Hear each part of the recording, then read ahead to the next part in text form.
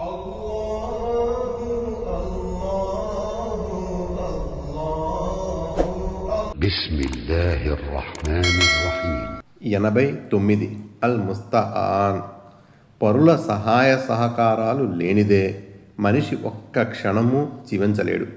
పుట్టినప్పుడు తల్లిదండ్రులు అన్ని సేవలు చేస్తారు. అలా సేవ చెయ్యకపోతే ఏ మనిషి తమ తమ స్థానాలకు ఎదగలేరు. పశుపక్షాదులు తమ సంతానాన్ని మానవ సంతానంలా సాకలేవు. అలాంటి అవసరము ఆ సంతానానికి లేదు.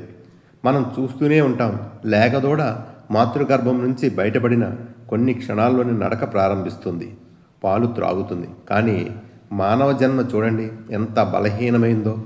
తల్లి సహాయం అందించనంత వరకు ఏమీ చేయజాలదు మానవ శిశువు. అలానే నిస్సహాయ స్థితిలో పడి ఉంటుంది. అలాంటి స్థితిలో ఉన్న శిశువుకు తల్లి రూపంలో సహాయం అందిస్తుంది దేవుడే కదా. అలా ఆ శైశవ దశ నుంచి బయటపడి కొంచెం ఎదగ్గానే విద్యాబుద్ధుల కొరకు పాఠశాలకు వెళతాడు. అక్కడ గురువుగారి సహాయం. అలా చదువు సంధ్యలు పూర్తయ్యేసరికి యవ్వనములోకి అడుగు పెడతాడు. ఆ స్థితిలో శారీరక అవసరాలు ఏర్పడతాయి. ధర్మబద్ధంగా తల్లిదండ్రులు, సమాజ పెద్దలు కలిసి వివాహాన్ని జరుపుతారు. ఇలా మనిషి జీవన చక్రం మొత్తం పరుల సహాయం లేకుండా నడవజాలదు.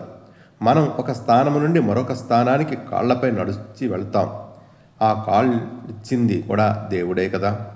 పని చేయడానికి చేతులు, ఆలోచించడానికి మనస్సు, మేధను ప్రసాదించింది ఆ దేవుడే కదా. అన్నీ దేవుడివే అయినప్పుడు ఇక మనిషికి తనవంటూ ఏం మిగిలాయి? ఏమీ లేవు. అయినా అంతా నాదేనంటాడు మనిషి. అలా అని తంటా తెచ్చుకుంటాడు. ఇంతటి నిస్సహాయ సూర్యుడు కూడా అసహాయ సూర్యుడు, వీరుడు అని తనకు తాను కీర్తించుకుంటాడు. ఇదంతా అతని అజ్ఞానం వల్లనే అలా ప్రవర్తిస్తుంటాడు. సకల సదుపాయాలతో నిండిన ఈ సృష్టి కూడా అల్లాహ్ సృష్టియే కదా. నిత్యం మనం ఈ సృష్టినే కదా అనుభవిస్తుంది. కాబట్టి అన్ని విధాల మనకు సహాయ సహకారాలు అందిస్తుంది ఆ అల్లాహే. మనం పూజించాల్సింది ఆ ఒక్క దేవుణ్ణే. అన్నిటికీ ఆయనపైనే ఆధారపడాలి.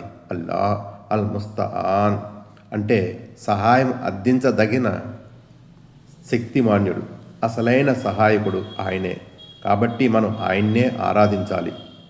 సహాయం కోసం అల్లానే అర్థించాలి. దివ్య ఖురాన్ 12:18.